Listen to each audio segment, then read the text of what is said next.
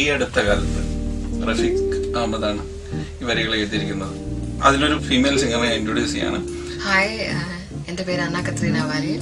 ഒരു നല്ലൊരു ഓപ്പർച്യൂണിറ്റിയാണ് എന്നെ പോലുള്ള സിംഗിങ് സ്റ്റൈലുള്ള ആൾക്കാർക്ക് ഈ മലയാള പടത്തിലൊക്കെ ഇങ്ങനെ പാടാൻ പറ്റുന്നതെന്ന് വെച്ചാൽ.